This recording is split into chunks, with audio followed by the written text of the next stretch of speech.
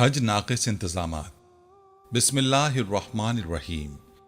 अस्सलामु अलैकुम रहमतुल्लाहि व बरकातुहू। मैं हूँ जमील अहमद जामी।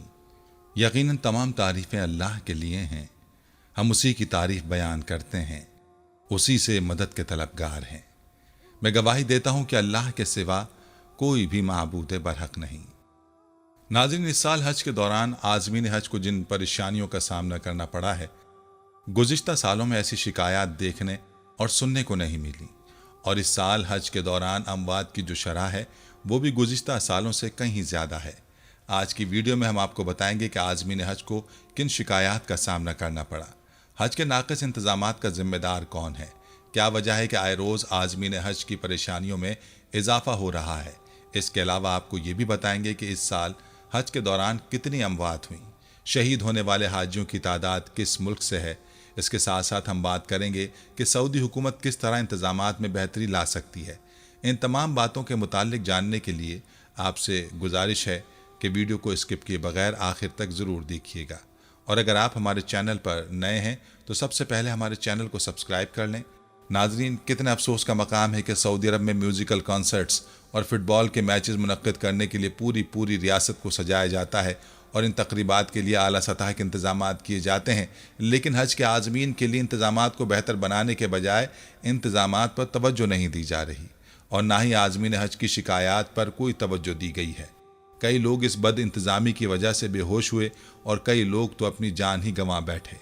नाज़रीन, आपने भी यकीनन सोशल मीडिया पर हज के नाक़िस इंतज़ामात के हवाले से भी न्यूज़ देखी होंगी और हमारी इस वीडियो में भी आप मुलाहिज़ा करेंगे कि इस बार आज़मीन हज किस तरह से दरबदर हो रहे हैं। नाज़रीन, अक्सर आज़मीन हज का यही कहना था कि कोई सऊदी हमारी बात समझने के लिए तैयार नहीं था। इस हवाले से एक हाजी क्या कहते हैं, आइए हम आपको बताते चलें। नाज़रीन, हुज्जाज किराम की तकालीफ के हवाले से एक हाजी ने दावा किया है कि इंतहाई नाक़िस इंतज़ामात थे जिनके बारे में पाकिस्तानी हुक्काम से शिकायत की जाती तो कहा जाता था कि हमारे इख्तियार में कुछ नहीं है और सब कुछ सऊदी हुक्काम के पास है। लेकिन इस बारे में जब हम सऊदी हुक्काम से बात करते थे तो पहले उन्हें अपनी बात समझाना ही मुश्किल था और अगर वो कुछ समझ भी जाते थे तो पाकिस्तानी खद्दाम से मदद लेने का कहते थे। उन्होंने मजीद कहा कि मक्का में ट्रांसपोर्ट का कोई बंदोबस्त ही नहीं था। सामने बसें खड़ी होती थीं और हमें कहा जाता था कि नहीं, बसें नहीं चलेंगी। हम में से हर हाजी 5 से 7 किलोमीटर पैदल चल रहा था। 52 डिग्री की इस गर्मी में चंद कदम चलना मुहाल था और ऐसे में जवानों की हिम्मत खत्म हो रही थी तो बुजुर्ग क्या करते। इसी वजह से हमने कई जगह पर लोगों को गर्मी की वजह से गिरते हुए देखा, लेकिन बदकिस्मती से कोई देखभाल करने वाला नहीं था। उनका मजीद कहना था कि वहां मरते हुए शख्स के मुंह में कोई पानी का कतरा डालने वाला नहीं था। जून के सख्त मौसम में जगह जगह वाटर कूलर होने चाहिए थे, लेकिन ऐसा कुछ नज़र नहीं आ रहा था। हर मकतब में गुंजाइश से कहीं ज़्यादा हाजी होने से एयर कंडीशंस काम ही नहीं कर रहे थे। ऐसे में हज़ारों हाजियों को बाहर तपती धूप में बैठना पड़ा। उनके बकौल सऊदी हुक्काम को इस बात का इल्म था कि जून में किस कदर गर्मी पड़ती है और हाजियों के लिए किस कदर मुश्किलात हो सकती हैं। वीआईपी हज करने वालों के लिए 2 अलग सीटें और अलग रास्ते थे, लेकिन आम हज करने वालों को वहां पाकिस्तानी हुकूमत ने लावारिस छोड़ दिया था। ट्रांसपोर्ट के लिए सबसे पैसे लिए गए थे, लेकिन उन्हें वहां के लालची टैक्सी ड्राइवर्स के रहमो करम पर छोड़ दिया गया, जो 10 रियाल वाले सफ़र के लिए 250 रियाल वसूल कर रहे थे। नाज़रीन, याद रखें कि सिर्फ एक हाजी नहीं बल्कि कई और पाकिस्तानी हुज्जाज ने भी ऐसे ही गिले शिकवे किए हैं। खैबर पख्तूनख्वा से जाने वाले एक शख्स ने कहा कि मैं पहले भी हज कर चुका हूं, लेकिन जो बद इंतज़ामी इस बार देखने में आई है माजी में कभी देखने में नहीं आई। उन्हें सबसे ज़्यादा गुस्सा पाकिस्तानी मुआवनीन पर था, जिनके बारे में उनका कहना था कि अरबी ज़बान से नावाकिफ़ ये लोग वहाँ किसी काम के नहीं। जब भी इनसे कोई रास्ता पूछा जाए या फिर किसी मामले में मदद मांगी जाए तो ये खुद को ट्रांसपोर्ट के मामलात या फिर किसी और शोबे से मुंसलिक होने का कहकर निकल जाते थे।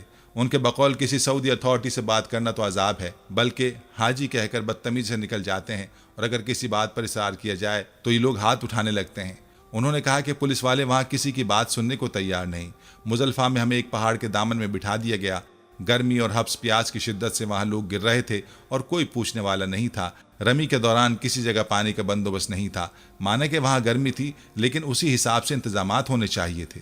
लेकिन अफसोस की बात यह है कि हुज्जाज के इन तमाम तर मुश्किलात के बावजूद पाकिस्तानी हुक्काम सऊदी हुक्काम की तरफ से दी गई सहूलियात से मुतमईन नज़र आ रहे थे और मीडिया ज़राए के मुताबिक वज़ीर मजहबी उमूर ने एतराफ़ किया कि इस साल عالمی ہیٹ ویو کے تناظر میں سعودی اداروں نے حج کے دنوں میں حجاج کرام کی سہولت اور حفاظت کے بہترین انتظامات کیے تھے۔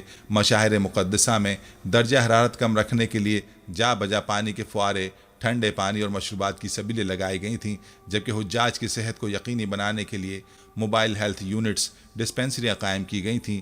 ان کے بقول راستوں کو کھلا رکھنے اور تقریباً 20 لاکھ حجاج کرام کے اجتماع کو رواں دواں رکھنے اور مناسک حج کی بہترین انداز میں ادائیگی کروانے کے لیے ہزاروں کی تعداد میں سعودی فورسز اور رضاکار تعینات کیے گئے۔ وزیر مذہبی امور نے منی، مزدلفہ اور عرفات میں پاکستانی معاونین حج کے موجود نہ ہونے کی خبروں پر رد عمل دیتے ہوئے کہا کہ معاونین مخصوص چوراہوں پر موجود تھے، لیکن رش زیادہ پڑنے کی صورت میں انہیں وہاں سے ہٹنا پڑا۔ تاہم رش نارمل ہوتے ہی مشاہر کے راستوں میں پاکستانی معاونین دوبارہ رہنمائی کے لیے موجود تھے۔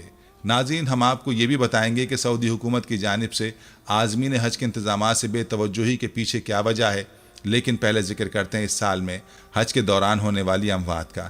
ناظرین، آپ کو بتاتے چلیں کہ اس سال سعودی عرب میں زیادہ درجہ حرارت ہونے کی وجہ سے اب تک کی اطلاعات کے مطابق 1000 کے قریب حاجی اللہ کو پیارے ہو چکے ہیں۔ پاکستان کی وزارت حج و مذہبی امور نے اب تک 35 پاکستانیوں کے اللہ کو پیارے ہونے کی تصدیق کی ہے۔ ذرائع کے مطابق رواں سال 18 لاکھ سے زائد مسلمانوں نے حج کا فریضہ انجام دیا، لیکن جن میں سے 16 لاکھ سے زائد بیرون ملک سے آئے تھے۔ بعض لوگوں کا کہنا ہے کہ زیادہ تعداد ہونے کی وجہ سے حج کے دوران بڑے پیمانے پر ایسی شکایت موصول ہو رہی ہیں جن میں شدید گرمی میں حجاج کو مشکلات کا سامنا رہا۔ تاہم سعودی حکام کی طرف سے اس بارے میں کوئی بیان جاری نہیں کیا گیا۔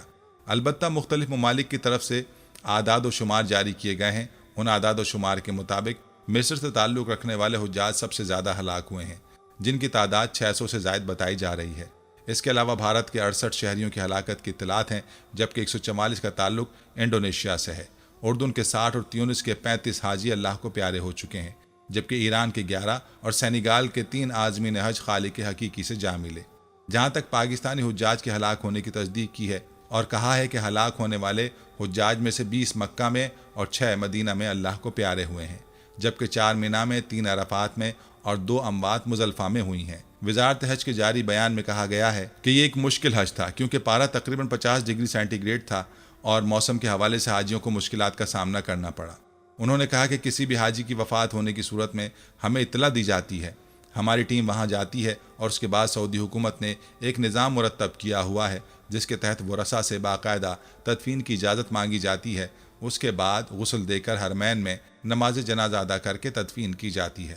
ناظرین، آپ نے ملاحظہ کیا کہ گرمی کی شدت کی وجہ سے اور ناقص انتظامات کی وجہ سے سینکڑوں حجاج کی اموات ہوئی ہے، لیکن سعودی حکومت کی بے بسی کا حال یہ ہے کہ ان کی جانب سے ابھی تک کوئی بیان سامنے نہیں آیا۔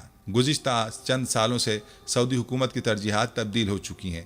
سعودی حکومت کی پوری توجہ اب ملک کے اندر سیاحت اور تجارت کو فروغ دینے پر مربوط ہے۔ اسلامی قوانین میں جو تبدیلیاں گزشتہ چند سالوں میں سامنے آئی ہیں وہ بھی ہمارے سامنے ہیں۔ ناظرین، یاد رکھیں کہ حج انتظامات کے پیچھے کی اصل وجہ بھی یہی ہے کہ سعودی حکومت کی ترجیحات اب تبدیل ہو چکی ہیں۔ میوزیکل کنسرٹس اور میچوں کے اعلیٰ انتظامات کے لیے تو سعودی حکومت پوری دلچسپی دکھاتی ہے، لیکن حج کے انتظامات میں کمی دیکھنے میں آ رہی ہے، جو کہ انتہائی افسوسناک ہے۔ ناظرین، آپ کو بتاتے چلیں کہ جب سے سعودی حکومت نے حج اور عمرے کو خدمت کے بجائے سیاحت کا درجہ دیا ہے اور معلمین سے حج انتظامات لے کر سعودی کمپنیوں کے حوالے کیے ہیں، حجاج کی شکایات میں اضافہ ہوتا جا رہا ہے۔ متفقین حجاج کی خدمت کو اپنے لیے باعث شرم سمجھ کر ان کی خدمت کرتے تھے۔ اگرچہ معلمین اب بھی کسی نہ کسی حوالے سے حج کے امور میں شریک تو ہیں، تاہم جیسے گزشتہ کئی اشروں سے وہ حجاج کی خدمت کرتے تھے، ان سے خدمت کا کام لے کر سعودی کمپنیوں کو آکشن کے ذریعے دینے سے ہر سال حجاج کی شکایات میں اضافہ ہوتا جا رہا ہے۔ سعودی حکومت کو ایک معاہدے کے تحت متفقین کی نسل در نسل کو حج سے ہونے والی آمدن کا کچھ حصہ دینا پڑتا ہے۔ مشاعر کے 5 روز حاجیوں کے لیے مشکل کے لیے ہوتے ہیں۔ اگر انہیں لاکھوں روپے ادا کرنے کے باوجود خیموں میں جگہ، پینے کا پانی اور ٹرانسپورٹ کی سہولت میسر نہ ہو تو قطعاً انصاف نہیں۔ ناظرین، اس سال تو عجیب ہی تماشا بنا رہا کہ مینا میں امن و امان برقرار رکھنے کے لیے فوج کی خدمات حاصل کرنی پڑی۔ مینا کے فٹ پاتھوں پر احرام میں حجاج کی لاشیں پڑی رہیں، جبکہ انہیں اٹھانے والا کوئی نہیں تھا۔ یہاں ایک اور عازم حج کے تاثرات آپ کو بتاتے چلیں۔ یہ شخص کہتا ہے کہ اس ناچیز کو سعودی عرب میں حج انتظامات کو 2 اشروں تک قریب سے دیکھنے کا اتفاق ہوا۔ اس سے پہلے کبھی دیکھنے میں نہیں آیا تھا کہ حجاج کو پینے کا پانی، خیموں میں جگہ اور ٹرانسپورٹ سے محروم رکھا گیا۔ جہاں تک ٹرانسپورٹ کی فراہمی کی بات ہے، ٹرین کی سہولت کے باوجود حجاج ٹرین میں سفر سے محروم رہے۔ اگر ہم ماضی قریب کے انتظامات کی بات کریں تو کئی سال پہلے حجاج مینا سے عرفات بسوں کے ذریعے جانے سے محروم رہتے تھے، جس کی ایک بڑی وجہ بسوں کے 2 پھیرے لگانے پڑتے تھے۔ حجاج کو لے جانے والی بس کو عرفات سے واپسی ناممکن ہونے سے حاجیوں کی اکثریت ٹرانسپورٹ سے محروم رہ جاتی تھی، لیکن گزشتہ 2-3 سالوں سے ٹرین کی سہولت کے باوجود حجاج کا بسوں سے محروم رہنا سمجھ سے بالاتر ہے۔ تعجب ہے ایسے حجاج جو 15 سے 20 لاکھ روپے واجبات ادا کر کے گئے، انہیں بھی ٹرانسپورٹ اور پینے کے پانی سے محروم رکھا گیا۔ پرائیویٹ اسکیم میں عازمین حج اس لیے جاتے ہیں کہ انہیں زیادہ سے زیادہ سہولتیں میسر ہوں، مگر اس بار تو حد ہو گئی۔ نہ سرکاری اور نہ پرائیویٹ اسکیم میں جانے والوں کو حج کے مناسک خشوع و خضوع سے ادا کرنے کا موقع مل سکا، بلکہ منا میں افراتفری کا سما تھا جو اس امر کا گواہ ہے۔ مشاعر میں حالات سعودی وزارت حج کے کنٹرول سے باہر تھے۔ حیرت کی بات تو یہ کہ بعض سرکاری کماشتے حج انتظامات میں بد نظمی کے باوجود سعودی حکومت کے انتظامات کی تعریفوں کے پل باندھ رہے تھے۔ ناظرین، منا میں کئی ایک سڑکوں کے باوجود ٹرانسپورٹ کی سہولت سے حجاج کا محروم رہنا سعودی کمپنیوں کے انتظامات پر سوالیہ نشان ہے۔ گزشتہ کئی سالوں کے مقابلے میں اس سال حجاج کی تعداد بہت کم تھی، تاہم اس کے باوجود حالات سعودی کمپنیوں کے کنٹرول سے باہر تھے۔ ناظرین، معلمین کا نظام تقریباً 8 عشروں سے چلا آ رہا تھا۔ عثمانی عہد میں مکہ مکرمہ اور مدینہ منورہ میں رہنے والے وہ لوگ، خواہ ان کا تعلق کسی بھی ملک سے تھا، انہیں حجاج کی خدمت کی ذمہ داری سونپی گئی تھی، جسے وہ اللہ تعالیٰ کے مہمانوں کی خدمت سمجھ کر ان کی دیکھ بھال کیا کرتے تھے۔ چند سالوں سے سعودی حکومت نے معلمین کا کام پرائیویٹ کمپنیوں کے حوالے کر دیا ہے، جس کے عوض ان سے لاکھوں روپے بطور سیکیورٹی وصول کیے گئے ہیں۔ بد نظمی کا عالم یہ تھا کہ حجاج کی بسیں کئی گھنٹے سڑکوں پر کھڑی رہیں، جس کی وجہ ٹریفک کے ناقص انتظامات تھے۔ طریق الملک خالد بند ہونے سے، جبل سور سے قدی شہرہ اور عزیزیہ تک ٹریفک بند ہونے سے حجاج کو مشکلات کا سامنا کرنا پڑا۔ اس کے علاوہ مصدقہ اطلاعات کے مطابق پینے کے پانی کی عدم دستیابی کے باعث کئی حجاج اللہ کو پیارے ہو گئے۔ ناظرین، اصل حقیقت یہ ہے کہ سعودی حکومت نے حج اور عمرے کو سیاحت کا درجہ دے دیا ہے۔ پہلے عمرے اور حج کا ویزا فری ملا کرتا تھا، لیکن اب عمرے ویزے کے حصول کے لیے 400 ریال ادا کرنے پڑتے ہیں۔ ایک محتاط اندازے کے مطابق سعودی حکومت ہر سال اربوں ڈالر صرف عمرہ سیزن میں کما لیتی ہے، جبکہ حج کی فیس کی رقوم ملا کر کھربوں روپے کما لیتی ہے۔ اس کے برعکس اگر بات کی جائے قرون اولیٰ کی، تو اس دور میں جب حجاج کی تعداد بہت کم ہوتی تھی، اہل مکہ و مکرمہ اللہ تعالیٰ کے مہمانوں کے لیے اپنے گھروں کے دروازے کھول دیتے تھے تاکہ زائرین ان کے ہاں قیام کر سکیں، جسے وہ اپنے لیے باعث اعزاز سمجھتے تھے۔ ناظرین، اگرچہ حج اور عمرہ زائرین کی روز بروز بڑھتی تعداد کے پیش نظر زائرین کو گھروں میں ٹھہرانا ناممکن ہے، لیکن حج اور عمرے کو کمائی کا ذریعہ بنانا بھی درست نہیں ہے۔ ناظرین، باوجود اس کے کہ سعودی وزارت حج اور عمرہ جو ہی حج ختم ہوتا ہے اگلے سال کے لیے حج انتظامات اور گزرے حج میں رہ جانے والی کمزوریوں کا جائزہ لیتی ہے، مگر اس سال تو حج انتظامات میں مبینہ طور پر بد نظمی کی انتہا ہو گئی ہے۔ پرائیویٹ اسکیم میں لے جانے والے گروپ آرگنائزر تو پہلے ہی رو رہے تھے۔ سعودی کمپنیوں کو براہ راست خیموں اور ٹرانسپورٹ کے واجبات بھیجنے کے بجائے پاکستان حج مشن کو بھیجنے کی منطق سمجھ سے باہر ہے۔ سعودی حکومت کو رواں حج میں رہ جانے والی خامیوں کا جائزہ لیتے ہوئے آئندہ سال ان غلطیوں کو دوبارہ دہرانے کی اجازت نہیں دینی چاہیے۔ زائرین حج اور عمرہ اپنے فرض کی ادائیگی کے لیے سعودی عرب آتے رہیں گے۔ حج ایسا فریضہ تو ہر مسلمان کا جزو ایمان ہے، لیکن سعودی حکومت کو حجاج کرام کو پیش آنے والی مشکلات کی ذمہ دار کمپنیوں کو محض جرمانہ کرنا کافی نہیں، بلکہ انہیں آئندہ کے لیے حج کے کاموں کے لیے نااہل قرار دینا چاہیے۔ اگرچہ حج کا احرام باندھتے وقت حج آسان کرنے کی دعا کرنے کا حکم ہے، لیکن ایسی مشکلات جو انسان کی خود پیدا کردہ ہوں، کم از کم ان کا مستقبل میں اعادہ ہونا چاہیے۔ ناظرین، یہ شکایات جو سامنے آئی ہیں، یہ صرف پاکستان کے حجاج کی جانب سے سامنے نہیں آئیں، بلکہ باقی ممالک کے عازمین حج کی جانب سے بھی اسی طرح کی شکایات ریکارڈ ہوئی ہیں۔ بھارت کے متعدد عازمین حج اور خدام الحجاج تنظیموں نے بھی رواں سال حکومت کی جانب سے کیے جانے والے حج انتظامات پر عدم اطمینان کا اظہار کیا ہے۔ عازمین نے وزارت اقلیتی امور اور انڈین حج مشن جدہ سے اپیل کی ہے کہ سعودی عرب جانے والے عازمین کو پیش آنے والی مبینہ دشواریوں کو دور کرنے کی کوشش کی جائے تاکہ عازمین اطمینان کے ساتھ حج کے فرائض ادا کر سکیں۔ یاد رہے کہ رواں سال بھارت کا حجاج کا کوٹا 1,75,000 تھا۔ نجی خدام الحجاج تنظیموں نے انکشاف کیا ہے کہ رواں سال بھارت سے سعودی عرب جانے والی عازمین کو بہت زیادہ مسائل کا سامنا رہا ہے۔ ان کے مطابق یہ مسائل خاص طور پر رہائش سے متعلق تھے۔ متعدد عازمین جو کہ مکہ اور مدینہ پہنچے اپنی پریشانیوں کی ویڈیوز بنا کر اپنے اہل خانہ اور اخبارات کے دفاتر کو ارسال کرتے رہے۔ ان کے مطابق یہاں ہم بے یار و مددگار پڑے رہے، کوئی پرسان حال نہیں تھا۔ ان میں سے کئی ویڈیوز سوشل میڈیا پر وائرل ہوئی ہیں۔ انہوں نے بتایا کہ مدینہ کے ہوٹلوں اور مکہ کے عزیزیہ کی عمارتوں میں جہاں حجاج قیام کرتے ہیں، کمروں میں گنجائش سے زیادہ افراد کو رکھا گیا۔ ناظرین، یاد رہے کہ مسجد الحرام سے 8 کلومیٹر دور عزیزیہ نامی مقام پر حجاج کے لیے درجنوں عمارتیں تعمیر کی گئی ہیں اور حجاج کی اکثریت انہی میں قیام کرتی ہے۔ وہ نقل و حمل کی دشواری کی بھی شکایت کرتے رہے۔ دہلی کے متعدد عازمین کا یہ بھی کہنا ہے کہ ان کی پروازیں آخری وقت میں ڈائیورٹ کر دی گئیں۔ انہیں بتایا گیا تھا کہ پہلے انہیں مدینہ لے جایا جائے گا، لیکن انہیں مکہ لے جایا گیا۔ ناظرین، واضح رہے کہ رہائشی عمارتوں کے حصول کے لیے سہ مرحلہ جاتی نظام کام کرتا ہے۔ پہلے مرکزی حج کمیٹی اور ریاستی حج کمیٹیوں کے اہلکاروں پر مشتمل بلڈنگ سلیکشن ٹیم یعنی BST مکہ اور مدینہ جاتی ہیں، پھر بلڈنگ سلیکشن کمیٹی جاتی ہے اور آخر میں ان دونوں کمیٹیوں کی نشان زدگی کی گئی۔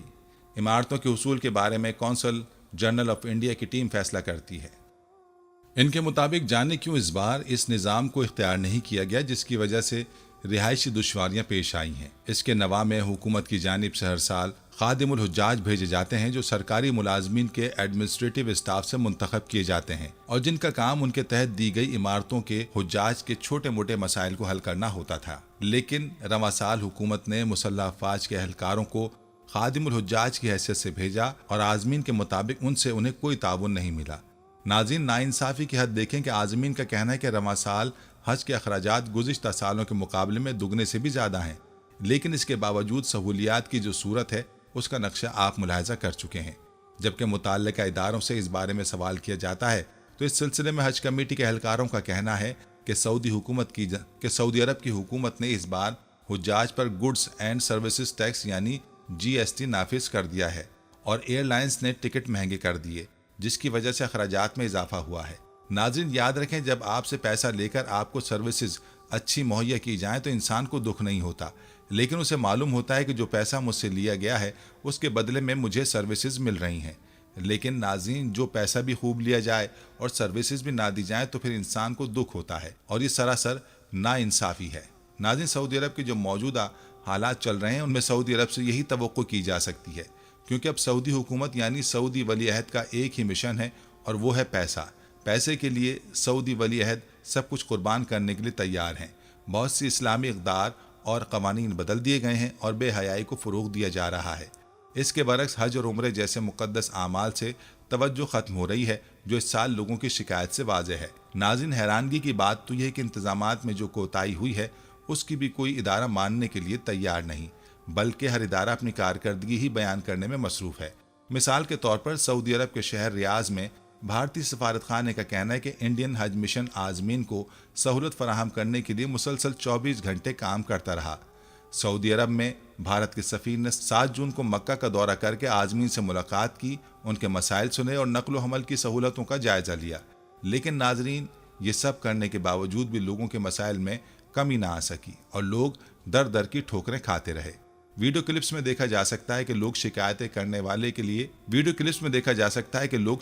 کرنے کے لیے شکایات کے دفتر کے باہر موجود ہیں، لیکن ان کی شکایات سننے والا، ان کے مسائل کو حل کرنے والا وہاں کوئی بھی موجود نہیں تھا۔ لیکن ناظرین، اس سب کے باوجود حکومتی سطح پر سعودی حکومت کا شکریہ ادا کیا جا رہا ہے کہ انہوں نے عازمین حج کے لیے بہترین انتظامات کیے اور بہترین خدمات مہیا کی۔ ناظرین، آپ اس بارے میں کیا کہنا چاہیں گے؟ کمنٹ سیکشن میں لازمی بتائیے گا۔ ناظرین، اس بات میں کوئی شک نہیں کہ سعودی عرب کی گزشتہ حکومتوں نے عازمین حج کے لیے بہت کام کیے ہیں اور ان کی سہولیات کے لیے مینا کے مقام پر اور عرفات کے میدان میں ہر طرح کی سہولیات کا انتظام کیا ہے۔ لیکن افسوس یہ ہے کہ ان سہولیات کو برقرار رکھنا اور ان سہولیات کا انتظام کرنا تو موجودہ حکومت کی ذمہ داری ہے، جس سے اب غفلت برتی جا رہی ہے۔ سب سے بڑی قابل مذمت بات تو یہ ہے کہ سعودی حکومت نے حج اور عمرے کے فضا کو سیاحت میں بدل ڈالا ہے۔ یاد رکھیں، حج اور عمرہ اسلامی عبادت کا درجہ رکھتے ہیں، نہ کہ سیر و تفریح کا درجہ۔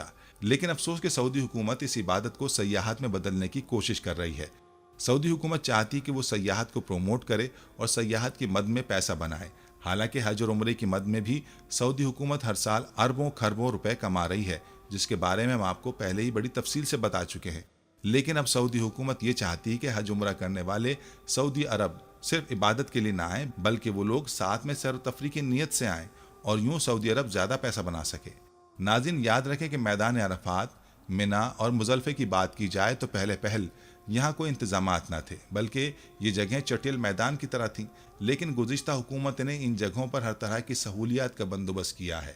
اب موجودہ حکومت کی ذمہ داری ہے کہ ان سہولیات کو برقرار رکھے۔ آئیے اب آپ کو بتاتے ہیں کہ ان مقامات کے پہلے کیا حالات تھے اور اب کیا حالات ہیں۔ سب سے پہلے بات کرتے ہیں میدان عرفات۔ ناظرین آپ کو بتاتے چلیں کہ یہ میدان چند سال پہلے تک ایک چٹیل میدان ہوتا تھا، کہیں کہیں گھاس نظر آ جاتی تھی، لیکن اب صورتحال مختلف ہے۔ میدان عرفات میں زبردست شجرکاری کی گئی ہے۔ یہاں ہزاروں حاجی خیموں کے بجائے نیم کے درختوں کے نیچے چادر، دری یا جائے نماز بچھا کر عبادت اور ذکر میں مشغول ہو جاتے ہیں۔ لیکن گزشتہ سالوں میں اللہ کے مہمانوں کو سورج کی تمازت سے بچانے کے لیے میدان عرفات میں فوارے کا بندوبست کیا گیا ہے۔ اس کی شکل یہ ہے کہ جگہ جگہ اونچے کھمبے نصب کیے ہیں اور ان کی بالائی حصے سے ٹھنڈے پانی فوارے کی شکل میں گرتا ہے، جس سے ماحول میں خنکی پیدا ہو جاتی ہے، اور اگر گرمی شدید ہوتی ہے تو اس صورت میں درجہ حرارت اتنا گر جاتا ہے کہ رحمان کے مہمان اس کے متحمل ہو سکیں۔ کہتے ہیں کہ سعودی حکومت نے میدان عرفات تک پہنچنے کے لیے جدید طرز کے راستے تیار کرا دیے ہیں۔ ماضی میں منا سے میدانی عرفات کا سفر بڑا مشکل ہوتا تھا، راستے میں جھاڑیاں اور ناہموار راستے پڑا کرتے تھے۔ اب ایسا نہیں، مسجد الحرام سے لے کر میدان عرفات تک پیدل حج کرنے والوں کے لیے الگ راستہ بنایا گیا ہے اور اس پر جگہ جگہ وضو اور پینے کے لیے پانی کی ٹونٹیاں اور سبیلیں لگائی گئی ہیں۔ مغرب کی اذان تک میدان عرفات جانے کے لیے یک طرفہ راستے کھلے ہوتے ہیں، جبکہ مغرب تک کسی کو بھی میدان عرفات سے نکلنے کی اجازت نہیں ہوتی۔ یہاں بحکم شریعت عازمین کو مغرب کی نماز ادا نہ کرنے کا حکم ہے۔ ہدایت یہ کہ جب عرفات سے حاجی مزدلفہ پہنچے تو وہاں مغرب اور عشاء کی نمازیں ایک اذان اور 2 اقامت کے ساتھ ادا کریں۔ مغرب کے بعد میدان عرفات سے نکلنے والے تمام راستے یک طرفہ ہو جاتے ہیں۔ سارے راستے مزدلفہ کے لیے کھلے ہوتے ہیں۔ سڑکوں کے اطراف تیز سبز لائٹوں کا بندوبست ہے اور اس طرح رات کے وقت دن کا گما ہوتا ہے۔ ناظرین آپ کو یہ جان کر حیرانگی ہوگی کہ میدان عرفات میں کسی بھی حاجی کو کھانا بنانے کی ضرورت پیش نہیں آتی۔ اس کا انتظام کئی طرح سے ہوتا ہے۔ کئی مخیر شخصیات نے میدان عرفات میں بڑے بڑے مطبخ خانے قائم کیے ہوئے ہیں جہاں لنگر کی شکل میں کھانا پیش کیا جاتا ہے۔ ہزاروں حاجی ان لنگروں میں جاتے ہیں تو انہیں کھانا فراہم کیا جاتا ہے۔ اس کے علاوہ بعض معلمین گرم کھانے کے پیکٹ تیار کرواتے ہیں اور دوپہر کے وقت ضعیف الرحمان یعنی رحمان کے مہمانوں کو پیش کرتے ہیں۔ اسی طرح بادشاہ سلامت کی جانب سے بھی بڑے پیمانے پر گرما گرم کھانوں کے لاکھوں پیکٹ وقوف عرفہ کے دن خیموں میں پہنچائے جاتے ہیں۔ اس کے علاوہ فاسٹ فوڈ والی معروف و مشہور کمپنیاں بھی اپنی برانچیں کھولے رکھتی ہیں، جن سے ایسے عازمین جو اپنے طور پر حج کرتے ہیں کھانا حاصل کر لیتے ہیں۔ جگہ جگہ ٹھنڈے اور گرم مشروبات بھی فروخت ہوتے نظر آتے ہیں۔ تازہ پھل بھی میدان عرفات میں مہیا ہوتے ہیں۔ سعودی حکومت یہ ساری سہولیات اس نیت اور جذبے سے پیش کرتی ہے کہ اسے معلوم ہے کہ اسلام اور مسلمانوں کی تصویر مشرق و مغرب کے میڈیا نے بگاڑ رکھی ہے۔ اسے پتا ہے کہ اسلام کی وہ تصویر جو چشم کشا حقائق پر مبنی ہے عالمی رائے عامہ سے اوجھل رکھی گئی ہے۔ سعودی حکومت چاہتی کہ سارا جہاں دیکھے کہ دنیا کے گوشے گوشے سے آنے والے فرزندان اسلام یہاں آ کر کیا کر رہے ہیں۔ وہ یہ جتانا اور دکھانا چاہتے ہیں کہ ہر رنگ و نسل، ہر زبان، ہر تہذیب اور ہر معیار کے لوگ جو پہلے سے ایک دوسرے کو جانتے تک نہیں، یہاں پہنچ کر اسلامی اور انسانی اخوت کے رشتے سے ایسے جڑے نظر آتے ہیں، لگتا ہے کہ یہ برس ہا برس سے ایک ساتھ رہ رہے ہوں اور ان سب کے جملہ مفادات ایک ہی ہوں، اور وہ سب کے سب ان مفادات کے امین، محافظ اور ترجمان ہوں۔ ناظرین یہ انتظامات جن کا ذکر ہوا میدان عرفات میں موجود ضرور ہیں، اور آپ کو بتاتے چلیں کہ یہ انتظامات کرنے والی موجودہ حکومت نہیں ہے بلکہ گزشتہ حکومتیں ہیں، لیکن اس سال انتظامات میں کمی دیکھنے کو ملی ہے، جس کی وجہ سے عازمین حج کو پریشانی کا سامنا کرنا پڑا ہے، اور جن شکایات کا ہم نے ویڈیو کے آغاز میں تذکرہ کیا ہے وہ موجودہ حکومت کی جانب سے ناقص انتظامات ہی کی وجہ سے سامنے آئی ہیں۔ اس بار لوگوں نے کھانے پینے کے حوالے سے بھی شکایات کی ہیں اور رہائش کی جگہ کے حوالے سے بھی شکایات کی ہیں۔ ناظرین اب بات کرتے ہیں منا کی، اور آپ کو منا میں موجود سہولیات کے متعلق بتاتے چلیں جن کا انتظام گزشتہ حکومتوں کی جانب سے کیا گیا۔ ناظرین آپ کو بتاتے چلیں کہ منا وہ مقام ہے جہاں سے عازمین حج 6 روزہ حج پروگرام کا آغاز کرتے ہیں۔ یہ تاریخی اور دینی اہمیت کا حامل مقام ہے۔ منا مکہ اور مزدلفہ کے درمیان مسجد الحرام سے 7 کلومیٹر شمال مشرق میں واقع ہے۔ شمال اور جنوب میں دو طرف سے مینا کا میدان پہاڑوں میں گھرا ہوا ہے۔ یہاں 26 لاکھ افراد کے قیام کی گنجائش ہے۔ خیموں میں آتش زدگی سے بچنے کے لیے اور حالات کے پیش نظر سعودی حکومت نے فائر پروف خیموں کا منصوبہ تیار کر کے نافذ کرایا، اور اب مینا میں ایسے خیمے نصب ہیں جن میں آگ لگنے کی صورت میں زہریلی گیسز نہیں نکلتی۔ جدید ٹیکنالوجی سے تیار کیے جانے والے خیموں میں شدید گرمی اور آگ کو لگنے سے روکنے والا مادہ ٹیلیفن استعمال کیا گیا ہے۔ گزشتہ سرکاری خبر رساں ادارے کے مطابق ماضی میں حج کے دوران مینا کے خیموں میں آتش زدگی کے واقعات ہو چکے تھے۔ لاپرواہی یا غفلت یا لا علمی کی وجہ سے آگ لگ جاتی تھی۔ حالانکہ سعودی حکومت تمام زبانوں میں لٹریچر اور ہر طرح کے ذرائع ابلاغ کی مدد سے زائرین میں آگاہی مہم کا پورا خیال رکھتی تھی۔ متعدد خیموں پر مشتمل ایک کیمپ کے اطراف میں دھات کی دیواریں بنائی گئی ہیں۔ ہر کیمپ میں آنے جانے کے راستے بنائے گئے ہیں، جبکہ ایمرجنسی گیٹ کا بھی اہتمام کیا گیا ہے۔ ایک اور خوبی یہ ہے کہ پانی کے فوارے شروع ہوتے ہی معلم کے خیمے میں سائرن بجنا شروع ہو جاتا ہے۔ ذرائع کے مطابق مینا میں فائر پروف خیمے 25 لاکھ مربع میٹر کے رقبے پر نصب ہیں۔ ان میں 26 لاکھ حجاج کی رہائش کی گنجائش ہے۔ یہی وجہ ہے کہ مینا کو خیموں کا شہر یا خیموں کی بستی کہا جاتا ہے۔ ناظرین، یاد رہے کہ خیموں کا یہ منصوبہ امن و سلامتی کی بنیادوں پر بنایا گیا ہے۔ ہر خیمے میں یہ انتظام بھی ہے کہ جوں ہی آگ کا خطرہ پیدا ہو فوراً ہی خودکار سسٹم کے تحت پانی کی پھوار شروع ہو جاتی ہے۔ آپ کو بتاتے چلیں کہ سعودی حکومت کی جانب سے مینا کے فائر پروف خیموں کے پروجیکٹ کے ساتھ ایک انتظام یہ کیا گیا ہے کہ مینا میں پہاڑوں کے اوپر انڈر پاس کی شکل میں آگ بجھانے والے پانی کے ٹینکرز بنائے گئے ہیں، جن میں 2 لاکھ مکعب میٹر پانی ذخیرہ رہتا ہے۔ یہاں سے مناسب مقدار میں آگ بجھانے والے نیٹ ورک کے لیے پانی کی سپلائی شروع ہو جاتی ہے۔ پانی کا یہ نیٹ ورک 100 کلومیٹر طویل ہے۔ 250 ملی میٹر سے لے کر 750 ملی میٹر کے پائپوں سے پانی کی سپلائی ہوتی ہے۔ ہر کیمپ میں راہداریاں بنائی گئی ہیں، روشنی کا انتظام ہے اور رہنمائی علامتیں جو کہ زائرین کی آسانی کے لیے ترتیب دی گئی ہیں۔ یاد رہے کہ منی ٹاور جمرات کے پل کے قریب واقع ہے۔ یہ 88,45,250 مربع میٹر کے رقبے میں بنے ہوئے ہیں۔ ان میں 25,000 خیموں کی رہائش کی 25,000 حاجیوں کی رہائش کی گنجائش ہے۔ مینا ٹاورز مینا کے پہاڑوں کے دامن میں بنائے گئے ہیں۔ فی الوقت ان کی تعداد 6 ہے اور یہ ایک بڑے منصوبے کا ابتدائی حصہ ہے۔ انہی جیسے اور ٹاورز مستقبل میں تعمیر ہوں گے۔ سارے ٹاورز مینا کے پہاڑوں کے دامن میں بنائے جائیں گے۔ ہر ٹاور زمینی منزل، تہہ خانے، مسجد اور ریسٹورنٹ منزل انہی پر مشتمل ہوں گے۔ سعودی حکومت کا حجاج کے لیے 10 ٹاورز بنانے کا پروگرام ہے۔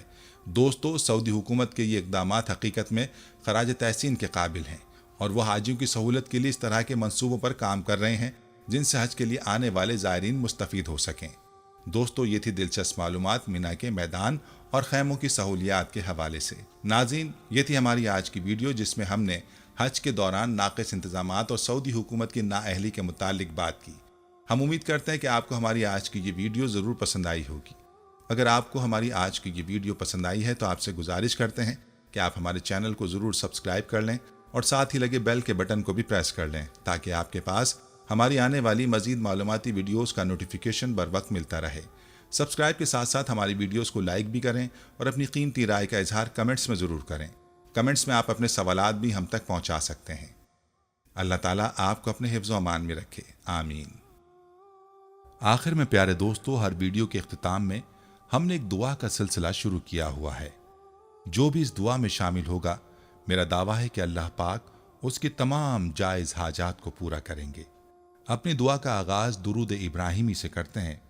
آپ سب دوست اور بہنیں پہلے میرے ساتھ مل کر درود پاک پڑھ لیں اور کمنٹس میں آمین لازمی لکھیے گا۔ اللہ پاک اس آمین کو لکھنے کی برکت سے آپ کی اور میری تمام جائز حاجات کو پورا فرمائیں گے۔ دعا کا آغاز کرتے ہیں۔ بسم اللہ الرحمن الرحیم۔ اللہم صلی علی محمد وعلی آل محمد کما صلیت علی ابراہیم وعلی آل ابراہیم انک حمید مجید۔ اللہم بارک علی محمد وعلی آل محمد کما بارکت علی ابراہیم وعلی آل ابراہیم انک حمید مجید۔ تمام حمد و ثنا رب ذوالجلال کے لیے ہیں جس کی رحمت سے نا امیدی نہیں، جس کی نعمتوں سے دامن خالی نہیں، جس کی مغفرت سے مایوسی نہیں، اور جس کی رحمتوں کا فیضان کبھی نہیں رکتا۔ اے اللہ پاک، تو پاک ہے، تیرا شکر ادا کرتے ہیں اس اقرار کے ساتھ کہ تیرے سوا کوئی معبود نہیں، تو سب سے بڑا ہے، تیرا کوئی شریک نہیں اور نہ ہی کوئی ہمسر ہے۔ زمین و آسمان پر جتنی بھی مخلوقات ہیں تو سب کا مالک ہے اور تو ہی سب کا پالنے والا ہے۔ اے اللہ پاک، بلا شبہ تو ہم سے محبت کرتا ہے، یہی وجہ ہے کہ تو نے ہمیں ایمان کی دولت سے نوازا اور ہمیں اپنے محبوب صلی اللہ علیہ وآلہ وسلم کا امتی بنایا۔ یا اللہ، اپنے پیارے حبیب پاک صلی اللہ علیہ وآلہ وسلم کے صدقے ہماری زندگیوں کو پرسکون اور آسان بنا دے۔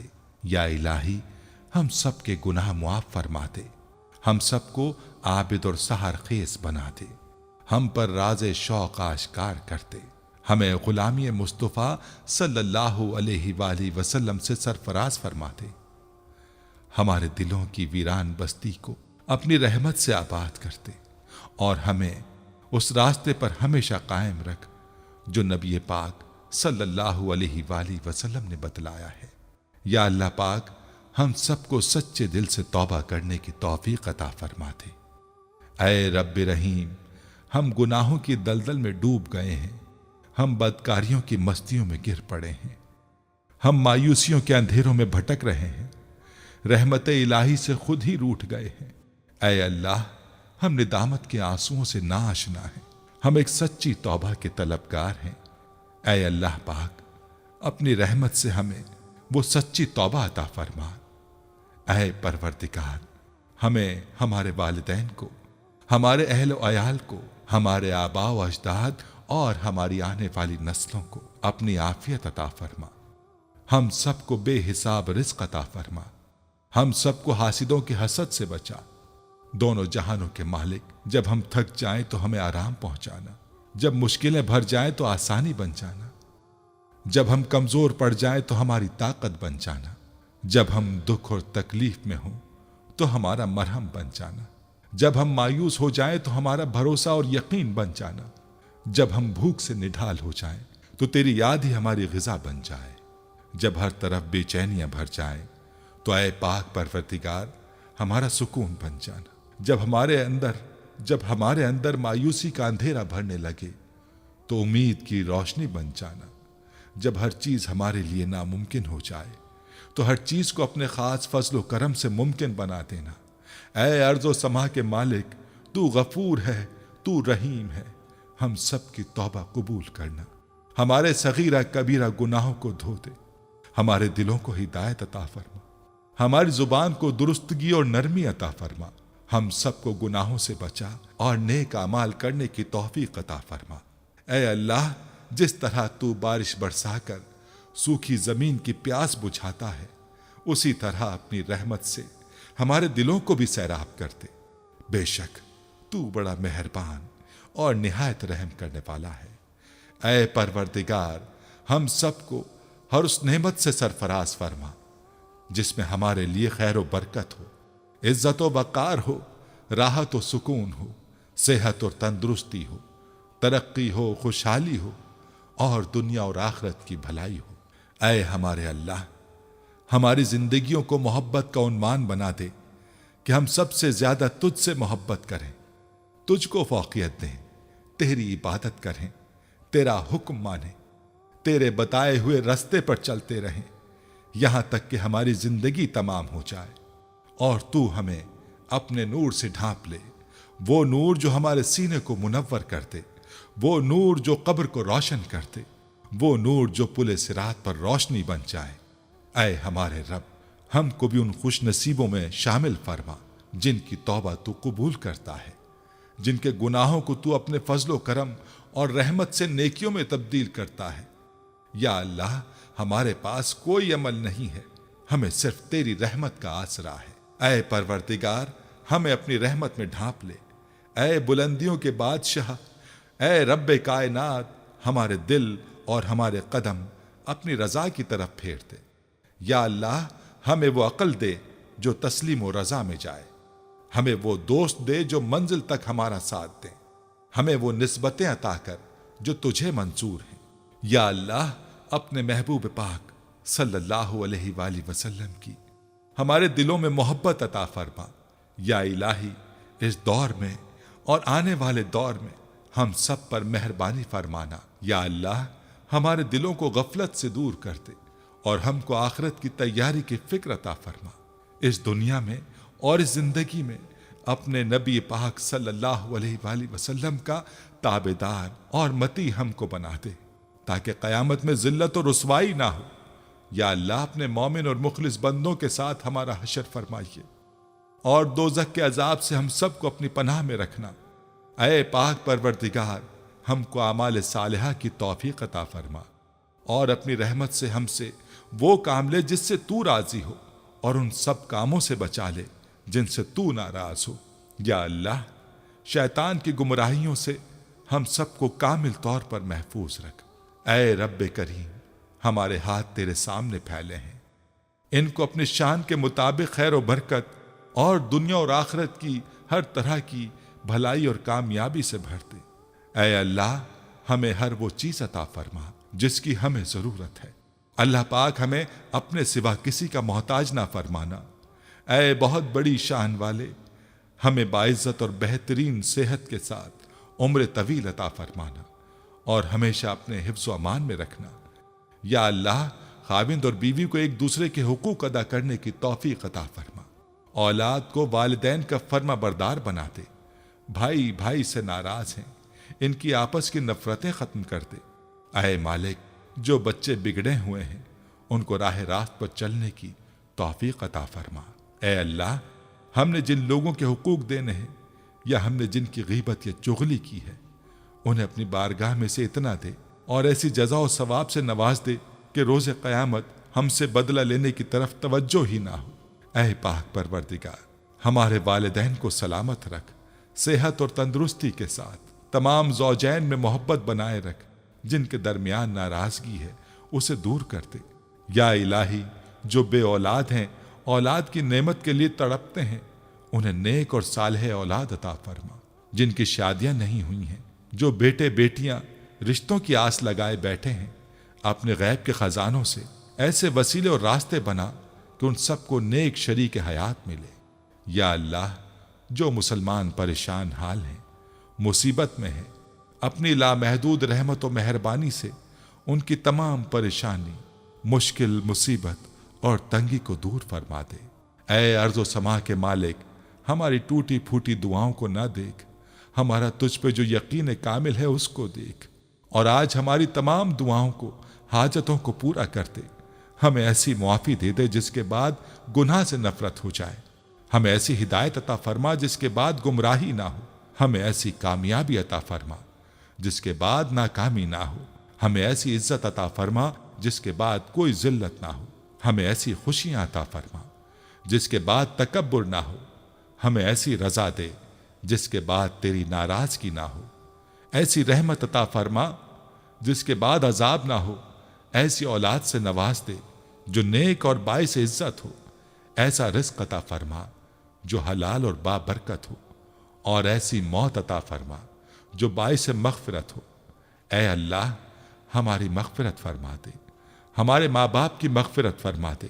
اے اللہ جنہوں نے ہمیں بڑی محنتوں سے پالا پوسا، ہمارے لیے تکلیفیں اٹھائیں، خود بھوکے رہ کر ہمیں کھلایا، تکلیف میں رہ کر ہمیں آرام پہنچانے کی کوشش کی، اے اللہ ہماری روزی کے حصول کے لیے جد و جہد اور کوشش کرتے رہے۔